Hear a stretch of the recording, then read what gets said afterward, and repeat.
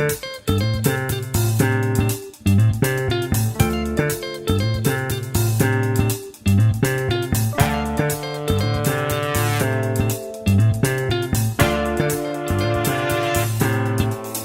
have several economies that are growing. They're growing at anywhere from 5 to 7% GDP growth per annum, which means we have more and more people that are getting better jobs, they have more disposable income, and they're more discerning about accessing services.